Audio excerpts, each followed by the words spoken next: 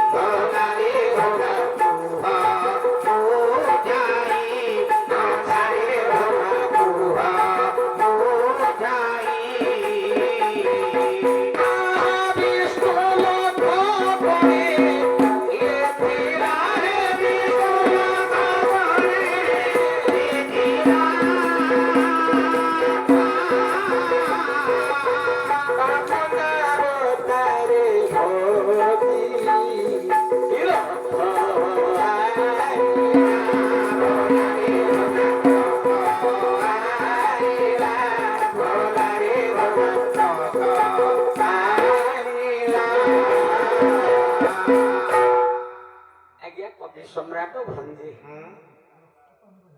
आज्ञा भगवान विष्णुकर तामपतर काणी अंगुष्ठी लक्ष्य पड़े रहिले गंगा से तो गंगा को धारी के रखिले से को गंगाधर नुह गंगाधर शिव मंदिर रे कहले 3 जण सुनिबा आज्ञा ब्रह्मा हेले गंगाधर विष्णु नारायण गंगाधर शिव शिव हेले गंगाधर आज्ञा भगवान जोठी गंगा सेठी हेला या भानु देव राजा जेते मुदिला मुदी पारिलानी रे चिंता कला रे गंगा जोठी आज्ञा तक मुदियो अच्छा भगवान को पाद रे गंगा बोली आज्ञा कपि माने लेखियाटा कथा छाड़ो हे कलि जुग रे जने निजे कररे दरानी को अनुभव करले भगवान को पादरे गंगा अच्छे किए कहले मौसा आमे जो जाउथिले सेटा कोठी की गायकु सोनपुर हां नुआपड़ा गले सोनपुर बौद्ध भी जाइछे आउ सेटा कोठी की हमर जोटा छत्तीसगढ़ बरड़ नहीं सेटा नुआपड़ा छत्तीसगढ़ बरड़ जो जाइए अच्छा हो आम जो दिन गले पारे कहलु सोनपुर आम आज्ञा बोलर नहीं गलु गला आपण मानकर रेढ़ा खोल रेढ़ा खोल पहुंची ये कहले आम खाइबू भोक है खाली 10-15 टिके आज्ञा जलसी खाई जाइलु रखा है से होटल भितर गले खाइया जिते खाइया गले आ सेते बेले बापा सेठी 3टा रास्ता अछि सेठी आपण माने देखिथिरा आज्ञा गोटे बोर्ड के तैयार होई से बोर्ड रे लिखा है आज्ञा कोन लिखा है कोन सब शिक्षक माने विद्यालय रे पिलांका के सेही पदटा सिखांती लेखक कि आपण मानकर जन्मरु अंध जाति रे कंध संथ कवि भीम होई आहा केमिति पद लिखिथिबे आज्ञा सेति लेखा है जे मु पढी पलारा प्राणी पार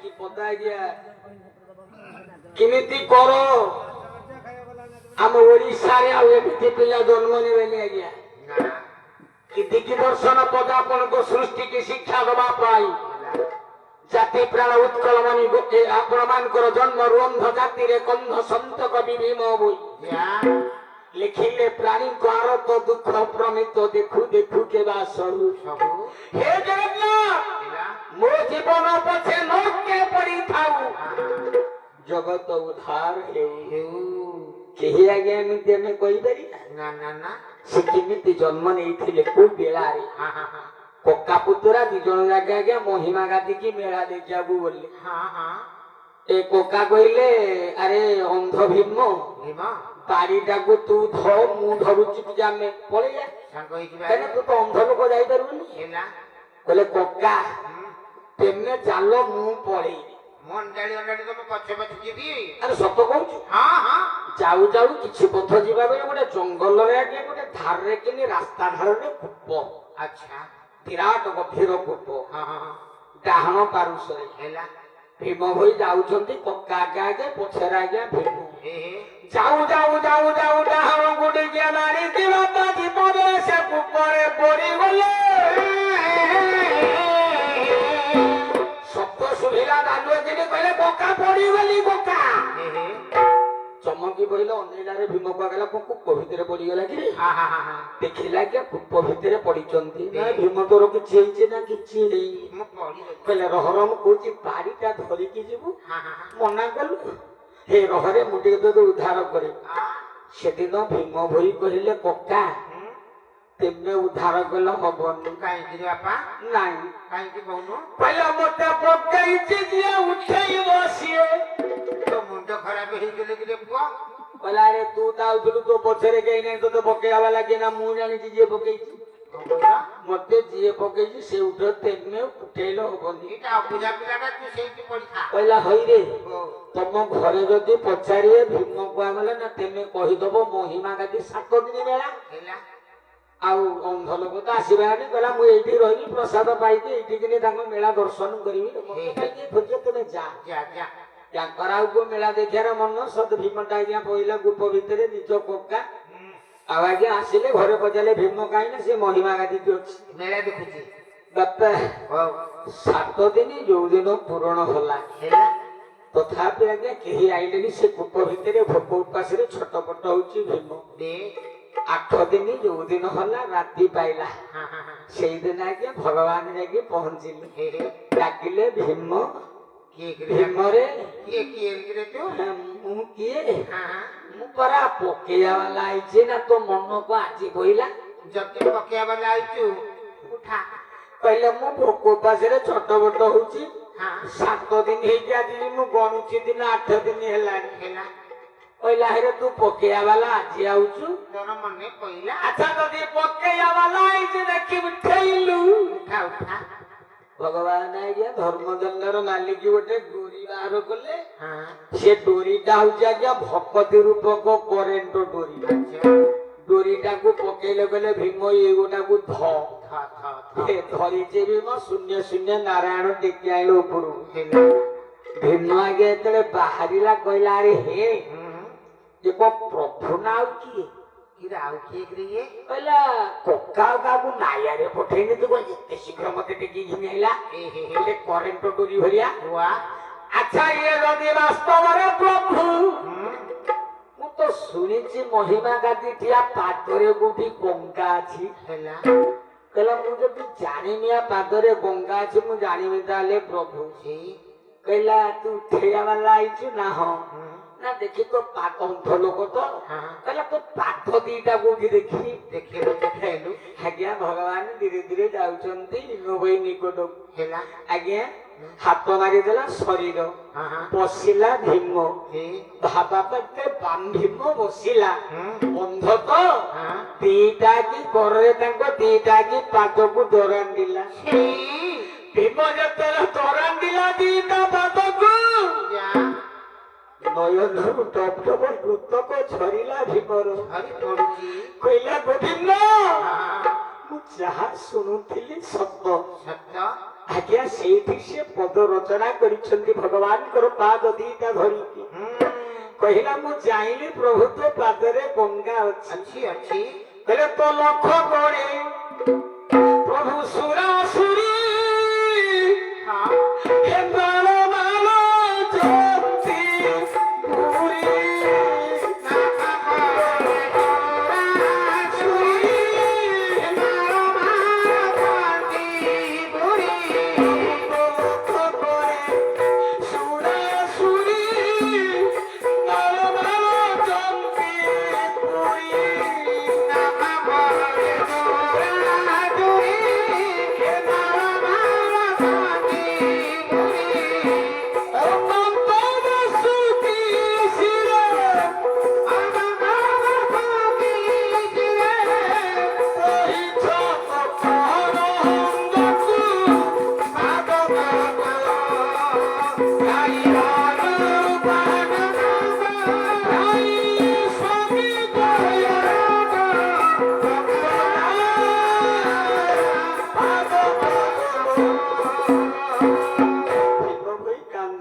ଭଗବାନଙ୍କୁ ପାଦ ଦିଟା ଧରିକି ଆଜ୍ଞା ନୟନରୁ ଧାନ ଧାନ ଲୋକ ଝରୁଛି ଭୀମ ଭୈର।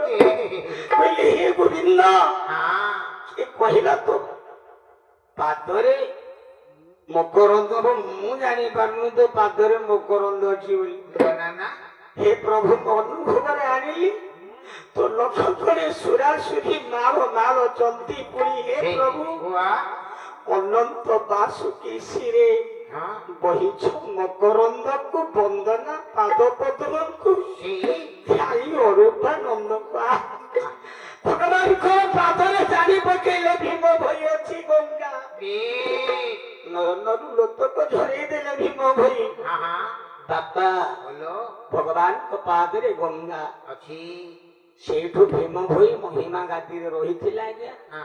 ମହିମା ଧର୍ମର ଦୀକ୍ଷିତ ହେଇଥିଲା ଆଜ୍ଞା। ତାଙ୍କର ପ୍ରଥମ ପଦ ଭଗବାନଙ୍କୁ ଉପରୁ ବାହାରିକି ଏଇ ପଦଟି ସେ ତାଙ୍କ ତୁଣ୍ଡରୁ ନିଃସୃତ ହେଇଥିଲା। ଭଗବାନଙ୍କର ଆଶୀର୍ବାଦ ଦ୍ଵାରା ବନ୍ଦନା ପାଦ ପଦ୍ମଙ୍କୁ ଧ୍ୟାଇ ଅରୂପାନନ୍ଦଙ୍କୁ ତ ଲକ୍ଷ୍ୟ କରେ ସୁରାସୁରୀ ମାଳ ମାଳ ଚନ୍ତି ପୁରୀ। ହେ ପ୍ରଭୁ ଅନନ୍ତ ବାସୁକି ଶିରେ ବହିଛ ମକରନ୍ଦ। ଆଜ୍ଞା ଭଗବାନଙ୍କ ପାଦରେ ଗଙ୍ଗା ଅଛି। ଯୋଉଠି ଗଙ୍ଗା ଅଛି ତାକୁ ମୁଦିଲେ କିଏ ମୁଦିବ? ବନ୍ଦ ହବନି। ଦ୍ୱିତୀୟ ଭାନୁଦେବ ରାଜା ଯେତେ ପ୍ରକାର ଚିନ୍ତା କଲା ମୁଦିଆକୁ ମୁଦି ପାଇଲେ ନା ନା ନା। କହିଲା ପ୍ରଭୁଙ୍କ ଲମ୍ବସିକ ଦଶା ଯିବନି। ମନ ବିସ୍ତାପରେ ଭାନୁଦେବ ରାଜା ବିଶ୍ରାମ କଲା ମାନେ ଶୋଇଲା। ଠିକ ନିଶା ଅର୍ଥ ଜଗନ୍ନାଥ ଆବିର୍ଭାବ ହେଲେ ଡାକିଲେ ଭାନୁଦେବ ରାଜା ଏ ଲମ୍ପସିକ ରାଜା ତୁ ଯେତେ ଚେଷ୍ଟା କଲେ ପାପଛ ତିଆର କରିପାରିବୁନି ଯେ ତୋ ଲମ୍ପସିକ ଦଶା ଯିବନି। ନା କେମିତି ପ୍ରଭୁ ଲମ୍ପସିକ ଦଶା ଯିବ? ପୂର୍ଣ୍ଣ ହବ ନା ପାପଛ ତିଆର କରିବୁ ତ ଲମ୍ପସିକ ଦଶା ଯିବ ନା କେମିତି? କିପରି କିପରି? ରାତି ପାହିବ। ହେଲା ରାତି ପାହିଲା ବେଳକୁ ସେଇ ମୁଖଟା ପଖାଳି ନଥିବ ନା। ମୁଖ ନ ପଖାଳିକି ତୁ ଯିବୁ ସମୁଦ୍ରରେ ଯାହାଟେ ଭାସୁଥିବ ଯୋଉଠି ସେ ଝରଣାଟା ବାହାରୁଛି ସେଇଠି ଥୋଇବୁ। ହେଲା ତୋର ପୁଅଟି ହବ ଲମ୍ପସିକ ଦଶା ଯିବ। ତୁ 22 ପାହାଚ ତିଆର କରିବୁ। ରାତି ପାହିଲା ଦ୍ୱିତୀୟ ଭାନୁଦେବ ରାଜା ଗଲା। ଗଲେ ସିନ୍ଧୁ କୂଳକୁ। କଣ ଦେଖିଲା? ମୁଖ ନ ଧୋଇକି କଣଟେ ଭାସୁଛି? କଣ ଦେଖିଲା? କହିଲା ସମୁଦ୍ର ଭାସୁଛି ଏକ ମାଙ୍କଡା ପଥର।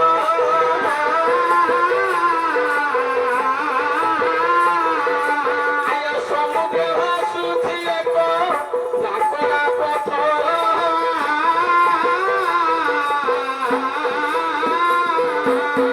ଦ୍ୱିତୀୟ ଭାନୁଦେବ ରାଜା ତୋଳିଲା ପଥର।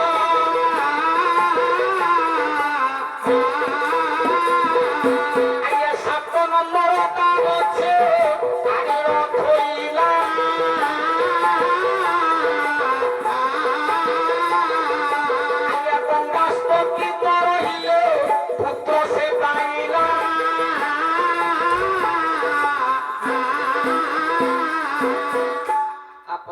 ଯିବା ଆଜ୍ଞା ଜଗନ୍ନାଥ ଧାମକୁ ଦେ 22 ପାହାଚକୁ ଗଲା ବେଳେ ହଁ, ହଁ। 7 ନମ୍ବର ପାବଛରେ ଦେଖିବେ ହାତେ ବାଇ ହାତେ ଗୋଟେ ମାଙ୍କଡା ପଥର ଥୁଆ ହେଇଛି। ସେଇ ବାପା ଭଲ କାହିଁକି ନା ସେଇଟା ହଉଛି ଲମ୍ପସିକ ର ଗୋଟେ ଆପଣ ମାନଙ୍କର ସନ୍ତକ। ଆଚ୍ଛା ରାଜା ଲମ୍ପସିକ ଥିଲେ ବୋଲି ସେଇଟା ସନ୍ତକ। କାହିଁକି କହିଲେ ଆପଣ ମାନେ ଜ୍ଞାନୀ ଟିକେ ଚିନ୍ତା କଲେ ହଁ ହଁ ହଁ ବାପା ଶିଳା ହଁ ଶାସ୍ତ୍ର ମତରେ 3 ପ୍ରକାର। ମୋ ବାବା ତ ବସିଛନ୍ତି ଆଜ୍ଞା ପ୍ରସିଦ୍ଧ ଦାସକାଠି ଗାୟକ ଓଡିଶା ସାରା ବୁଲି ଗଲେ ହେଲା ସରକାରଙ୍କର ସ୍ୱୀକୃତି ପ୍ରାପ୍ତି ଗାୟକ ହଉଛନ୍ତି ଆଜ୍ଞା। ହଁ ହଁ କିନ୍ତୁ ବାପା ଭଲ ବାବାଲୁ କହୁନା ଯାହାଙ୍କର ନାମ ଥିଲା ବୃନ୍ଦାବନ ଧନ୍ୟ ତାଙ୍କ ପିତା ମାତା ଆଜ୍ଞା ହେ ଆମ ରଣପୁର ମାଟିର ଗର୍ବ ଗୌରବ ସନ୍ତାନ ଯା ନୟାଗଡ଼ ଜିଲ୍ଲାର ଗର୍ବ ଗୌରବ ସନ୍ତାନ ହଁ ହଁ ଆଉ ଆପଣଙ୍କର ଗାଁର ଆଜ୍ଞା ଗର୍ବ ଗୌରବ ହଉଛନ୍ତି ଆଜ୍ଞା। ଦେ ସେ ଯୋଉଦିନ ଆଜ୍ଞା ଚାଲିଯିବେ ସେଦିନ ଆପଣଙ୍କ ଗାଁରୁ ଗୋଟେ ପ୍ରତୀପ ଗଲା ବୋଲି ଆପଣ ଭାବି ଚିନ୍ତା କରିବେ। ଦେ ତେଣୁ ବାପା ଯିଏ କଳାକୁ ଆଦରିକି ନେଇଛି ଜୀବନଟା ସଦାବେଳେ ଆଜ୍ଞା ଦୁଃଖ। ଦୁଃଖମୟ ଦୁଃଖ ମୁଁ ସିଆଡ଼ିକି ଯାଉନି ଆଜ୍ଞା ସମୟ ଲେଟ୍ ହେଲାଣି। ଖାଲି କାହିଁକି ନା ମୁଁ ଆରିକମାରେ ଆଜ୍ଞା ଗାଇଲି 5 ଘଣ୍ଟା ସେଠୁ ଗାଇ ଗାଇକି ଉଠେଇ ଯାଇଛି। କାଲି ରାତି ପାଇଲା ଆଜ୍ଞା ମୁଁ ଗାଉଥିଲି ଆପଣଙ୍କର ମୋର ସିଙ୍ଗିରେ ହଁ ହଁ 3ଟା ରାତିରେ ସଂକୀର୍ତ୍ତନ ବନ୍ଦ କଲି। ସିଏ ଫୋନ କଲେ ଯେ ଆମର ତମେ 9ଟାରେ ଆରମ୍ଭ କର।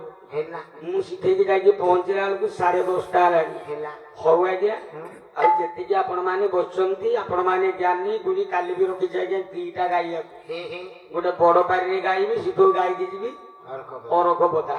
ହଉ ଯାଉ ଭଗବାନଙ୍କର କଥା ଆଜ୍ଞା ବିପଦ ଆଲୋଚନା କରିବା କଥା ଆପଣ ମାନେ ଜ୍ଞାନୀ ଗୁଣି ବିବେକି ଦେ ବାପା ଭଲ ର ଶିଳା ହଉଛି 3 ପ୍ରକାର। 3 ପ୍ରକାର ବାବା ମୋର ଜାଣିଛନ୍ତି ଗୋଟିଏ ହଉଛି ପୁରୁଷ ଶିଳା, ହେଲା ଗୋଟିଏ ହଉଛି ସ୍ତ୍ରୀ ଶିଳା, ହେଲା ଗୋଟିଏ ହଉଛି ଲମ୍ପସିକ ଶିଳା। ଦେ ଶାସ୍ତ୍ର କହିଲା ପୁରୁଷ ଶିଳା କିଏ?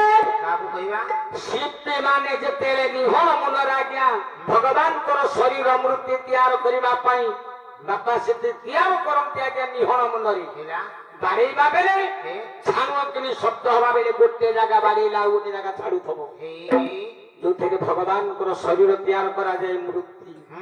ସେ ହଉଛି ପୁରୁଷ ଶିଳା। ଦେ ସ୍ତ୍ରୀ ଶିଳା କାହାକୁ କହିବା ଶାସ୍ତ୍ର ମତରେ ବଉଳମାଳିଆ ପଥର ଯୋଉଥିରେ ଆପଣଙ୍କର ମନ୍ଦିର ହଁ ହଁ ପାବଛ ହେଲା ମଣ୍ଡପ ତିଆର କରାଯାଏ ସେ ହଉଛି ସ୍ତ୍ରୀ ଶିଳା। ସେଇ ଲମ୍ପସିକ ଶିଳା ହେ ମାଙ୍କଡା। ବା ଆମେ ଯୋଉଥିରେ ଘର ତୋଳୁଛେ ହଁ ହଁ ହଁ ସନ୍ତକ ରଖିଲେ ଭାନୁଦେବ ରାଜା ସେ ଲମ୍ପସିକ ଥିଲେ ବୋଲି। ଦେ ଆପଣ ମାନେ ଯିବେ ଏ 7 ନମ୍ବର ପାବଛକୁ ଲକ୍ଷ୍ୟ କରିବେ ହେ ହାତେ ଭାଇ ହାତେ ଗୋଟେ ମାଙ୍କଡା ପଥର ଥୁଆ ହେଇଛି। ଅଛି ବାପା ଭଲ ସେ ପଥର ଥୋଇଥିଲା କିଏ? ଭାନୁଦେବ ଦ୍ୱିତୀୟ ଭାନୁଦେବ ରାଜା ଗଲା। ହେଲା ତେଣୁ ଆଜ୍ଞା ମୁଁ ଆପଣ ମାନଙ୍କୁ କହିଥିଲି କଳିଯୁଗଟି ଆପଣ ମାନଙ୍କର 4,32,000 ବର୍ଷ କଳି ହେ କିନ୍ତୁ 5,000 ବର୍ଷ ମାତ୍ର ଭୋଗ ହେଇଛି। 5,001 ହେଲା ହେଲା 2026 ହଁ ହଁ 25 କି 5,000 ଭୋଗ ହେଇଛି ଆଉ ଗୋଟେ ବର୍ଷ ଚାଲିଛି। ହେଲା କଳିଟା ଏତେ ଶୀଘ୍ର କେମିତି ବିଧ୍ୱଂସ ହବ? ଆମେ ସବୁ ଏଇ ଅନ୍ୟାୟ କଲେ କଳିଯୁଗ ଆଉସ କମିବ। ଦେ ପୁଣି ଆଜ୍ଞା 2 କବି ଗୋସ୍ୱାମୀ ତୁଳସୀଦାସ ମହାରାଜ ସେଇ ବହି ଶ୍ରୀରାମ ଚରିତ୍ର ମାନସ ହଁ ହଁ ହଁ କହିଲେ ଅନୁଜବଧୁ ଯା ଭଗିନୀ ସୁତ ନାରୀ ହଁ ସୁନହି ଲରୁପା ଜୀବନ ଶ୍ରୀରାମ ଜୟ ରାମ ଜୟ ଜୟ ରାମ ଶ୍ରୀରାମ ଜୟ ରାମ ଜୟ ଜୟ ରାମ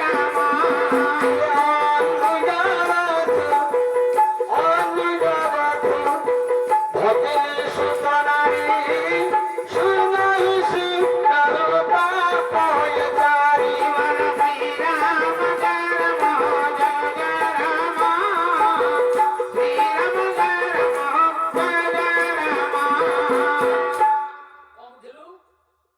শ্রীরাম ଅନୁଜ ବଧୁ ଭଗିନୀ ସୁତ ନାରୀ ହେଲା ମାଳିକାରେ ଲେଖା ହେଇଛି ଗୋସ୍ୱାମୀ ତୁଳସୀଦାସକୁ ପ୍ରମାଣ ଦେଇଛନ୍ତି ଆପଣ ମାନଙ୍କର ଶ୍ରୀରାମ ଚରିତ୍ର ମାନସ। ହଁ ହଁ ହଁ ଅନୁଜ ବଧୁ ଅନୁଜ କହିଲେ ସାନ ହଁ ସାନ ଭାଇର ନାରୀ ହଁ ବଡ ଭାଇର କଣ ହବ ଆଜ୍ଞା? ଭାଉଜ ଭାଉଜ ଭାଇ। ଏକାଟା ଆପଣ ମାନେ କଳି ଯୁଗରେ ଯୋଉ ଦିନ ଶୁଣିବେ ହଁ ଭାଇ ବୋଉକୁ ଜର ସୁର ହରିଲା ସେ 2 240,000 ବର୍ଷ କଳିଆଉଷ କମିବ। वाह वाह वाह ମାଳିକା ପ୍ରମାଣ। हम्म ଅନୁଜ ବଧୂ ଭଗିନୀ ସୁତ ନାରୀ हेला ଦଦା ଝିଅ ହଉ ବଡାପା ଝିଅ ହଉ ନହେଲେ ବଂଶଂଶର ସୁଦର ଭଉଣୀ ହଉ दे ଯୋଉଦିନ ଆପଣ କାନରେ ଶୁଣିବେ ଭାଇ ଭଉଣୀ କି ହଇରା 240,000 କଳିଆଉଷ କମିବ। ଅନୁଜ ବଧୂ ଭଗିନୀ ସୁତ ନାରୀ ସୁତ କହିଲେ ପୁଅ वाह ପୁଅର ନାରୀ ହଉଛି ବୋହୂ। हाँ हाँ ଯୋଉଦିନ ଆପଣ ମାନେ କାନରେ ଶୁଣିବେ ଶ୍ୱଶୁର ବୋହୂକୁ ହରିଲା ए 240,000 କଳିଆଉଷ କମିବ। ए ବାପା ଯୋଉଦିନ ଝିଅକୁ ହରିବ କାନରେ ଶୁଣିବେ କଳି ଯୁଗରେ 240,000 କଳିଆଉଷ କମିବ। हे ବାପା ଆଜ୍ଞା ଝିଅକୁ କଣ ହରିନି अंगोजा ଆଁ, कोठी ସତ୍ୟଯୁଗ ଟିକେ ଯାଉନା ତ ସମାନେ ଗୋଟେ ପଦ କହିଦଉଛି ହେଲେ ଦିନେ ସୁଧର୍ମା ସ୍ୱଭାବ ଶିଥିଲା दिने सुधर्म स्वभाव सिद्धिला ଦିନେ ସୁଧର୍ମା ସ୍ୱଭାବ ଶିଥିଲା दिने सुधर्म स्वभाव सिद्धिला କାମଦେବ ପୁରା ସନ ନଥିଲା। समदेव पुआ सनन दिला ସୁଧର୍ମା ଦିନେ ସଫା କରିଛନ୍ତି ସମସ୍ତଙ୍କୁ ନିମନ୍ତ୍ରଣ କଲେ କାମଦେବ କନ୍ଦର୍ପକୁ ଦେଲେନି। निमंत्रण नहीं तक भाई अब କନ୍ଦର୍ପ କହିଲା ହଇରେ ବ୍ରହ୍ମା ସମସ୍ତଙ୍କୁ ଡାକିଲୁ ମତେ ଡାକିନ ମୋ ପାଇଁ ଆସନ ନାହିଁ। अरे तुम परिसार लोक मु मते डाकिनु କହିଲା ତୋ ବ୍ରହ୍ମା ପଡ଼ିଆ ଛଡେଇ ଦେବି ସଭାରେ ଆଜି। रह रह रह तो बिंधा चिटिका छड़ौची ଗଲା ପିନ୍ଧା ଛିଟିକା ଛଡଉଛି। आ कोन କଣ କଲେ କି ରେ କଣ? କ୍ରୋଧେ କାମଦେବ ବିନ୍ଧିଲେ कथे काम देव बिंधिले वाला କ୍ରୋଧେ କାମଦେବ ବିନ୍ଧିଲେ कथे काम देव बिंधिले वाला ବଜେଇଲା କନ୍ଦର୍ପ ପାଞ୍ଚଟା ବାଣ ଏକାଥରେ एकाथर मिसे की कुंदिला ବ୍ରାହ୍ମୀଙ୍କ ଦେହରେ ବାଜିଲା। ଆଚ୍ଛା। କହିଲେ କାମ ବାଣରେ ହେଲେ ଦର ଦର ସଭାରେ ମତେ କୁଣ୍ଢାଇ ଦେଲେ ସଭାରେ मोते कुंडाई देले सवारे मोते कुंडाई देले सवारे କହିଲେ 64 ବନ୍ଧନେ ବ୍ରହ୍ମା हां ବିରତି କଲେ ସଭାରେ। मोते कुंडाई देले सवारे मोते कुंडाई देले सवारे हां हां ମାରିଛି କନ୍ଦର୍ପ ବାଣ ବ୍ରହ୍ମାଙ୍କ ଶରୀରରେ ବାଜିଲା। ए କାମରେ ଜର୍ଜର ହେଇକି ନିଜ ଝିଅ ଉର୍ବଶ୍ରୀ ଥିଲା ସୁନ୍ଦରୀ आहा ଧରିଲା ଆଜ୍ଞା ନିଜ ଝିଅ ଉର୍ବଶ୍ରୀ କି ବ୍ରହ୍ମା ହରିଲେ। हे ଗୋଟେ ଛାନ୍ଦ ପଦ ଆଣୁଛି କବି ସମ୍ରାଟ ବଂଜେ ବହି ହଉଛି ସୁଭଦ୍ରା ପରିଣୟ। आहा କଲାରା ସୁର ସଭାରେ ଉର୍ବଶ୍ରୀ ହରେ ଭାତା ଯହୁ ପଞ୍ଚ ସର ପ୍ରହାରୀ।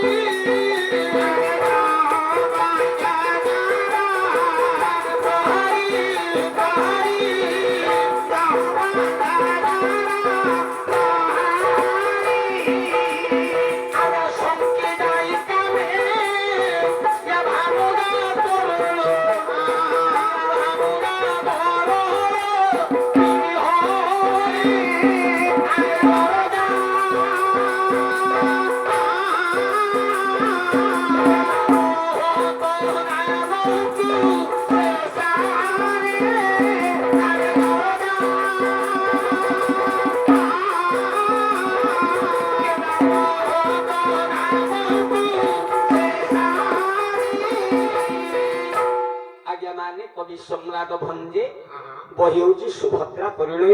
अच्छा ସୁର ସଭାରେ ଉର୍ବଶ୍ରୀ ହରେ ଧାତା ଯହୁ ପଞ୍ଚଶର ପ୍ରହାରୀ। हेला ଥରେ ଆଜ୍ଞା କଣ ବ୍ରହ୍ମା ଝିଅ କହିଲା नहीं ନା आहा ଶହେ ପାରି ଦିଥର ହରିଲା। छत्ता ବ୍ରହ୍ମା ଦିଥର ହରିଲା। कंदर को दिखा मारची କହିଲା ପ୍ରଥମ ଥର ତାର ତିବରୁ ତର ବଶିଷ୍ଠ ତା ଜନ୍ମ ହେଲା।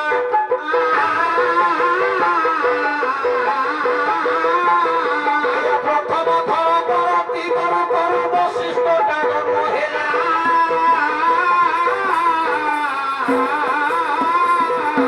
ଦ୍ୱିତୀୟ ଥର ତର ତିବରୁ ତର ମୋର ନାମର ଜନ୍ମିଲା।